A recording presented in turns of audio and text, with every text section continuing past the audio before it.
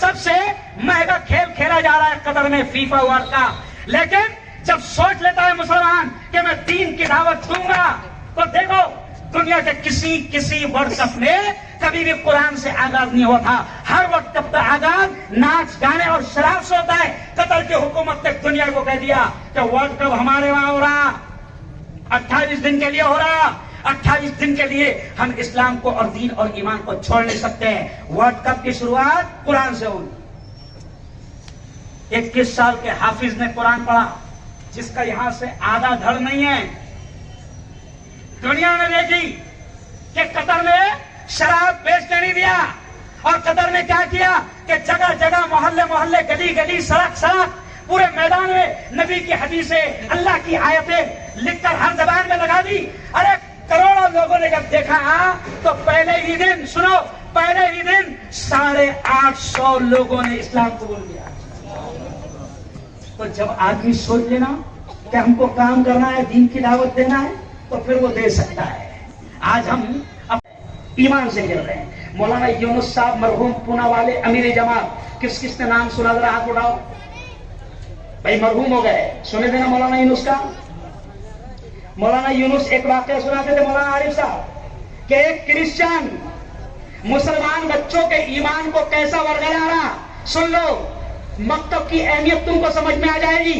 एक Christian teacher, मुसलमान बच्चे उसके पास बैठे हैं क्लास में 35, वो बच्चों को कैसे समझा रहा है, वो बच्चों को ऐसे समझा रहा है, प्यारे बच्चों ये क्या है। अब छोटे छोटे मासूम बच्चे, उन्होंने बोले सर ये पेन है। क्या है? पेन है। तो फिर टीचर बोलता है नजर आ रहा है आपको? तो बच्चे बोलते हैं हाँ नजर आ रहा है। तो टीचर बोलता देखो ये पेन मौजूद है इसलिए नजर आ रहा है। फिर किताब उठाना, वही स्टाइल, ये देखो ये क्या है। तो बच्चे बोलते सर बुक है। नजर आ रही? तो कहा कि हाँ सर नजर आ रही। कहा कि ये बुक है इसलिए नजर आ रही।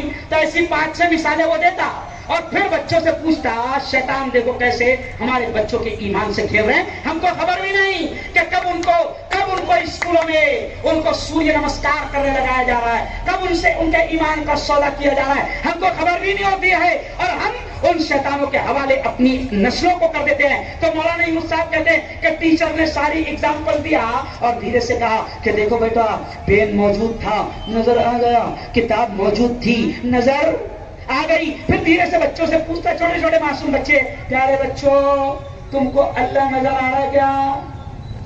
तब मासूम बच्चे क्या बोलेंगे? बोलो नहीं आ रहा। तो धीरे से शैतान बोलता है कि बेटा अगर होता तो नजर आता।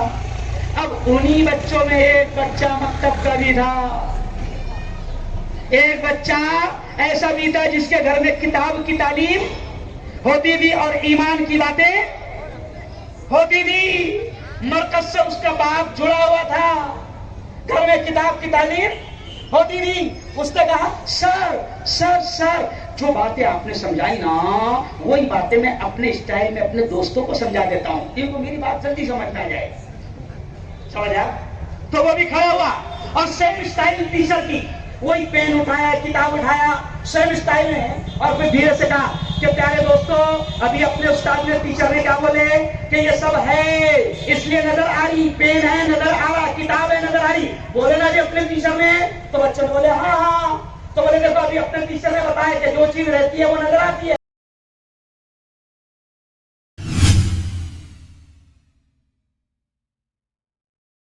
पहाड़ों फूल बरसाओ, हमारा महबूब आ रहा।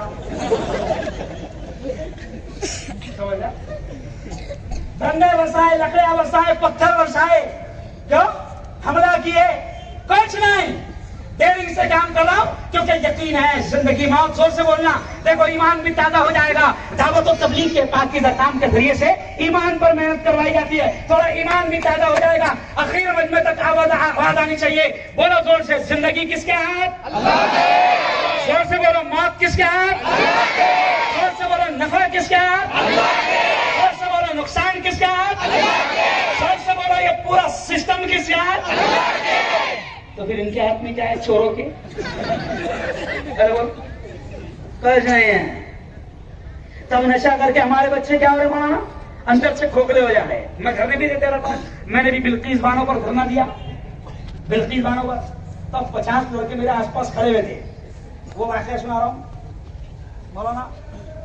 तो 50 लड़के खड़े हुए थे, अब उन्होंने नारा लगा, ऐसा नारा लगाया, क्या नारा लगाया, मुफ्ती साहब तुम आगे बढ़ो, हम तुम्हारे साथ है। मैंने देखा तो सब एकदम लुखे, तो मैंने बोला तुम्हारे भरोसे पे क्या बढ़ना रहे आगे, क्या बोला मैंने, तुम्हारे पचकट पटक के भरोसे पे बढ़ना है। इतने कमजोर हो गए पूरा खा खा कर कि एक गुप्ता मारे तो 3 गुलांडे खाएंगे। सीने तुम्हारे इतने पोकल हो गए कि मारो दादा बैठा तो यार वो हंसी हंसी में बड़ी बात समझाने की कोशिश कर रहा हूं। आऊंगा फिर कभी।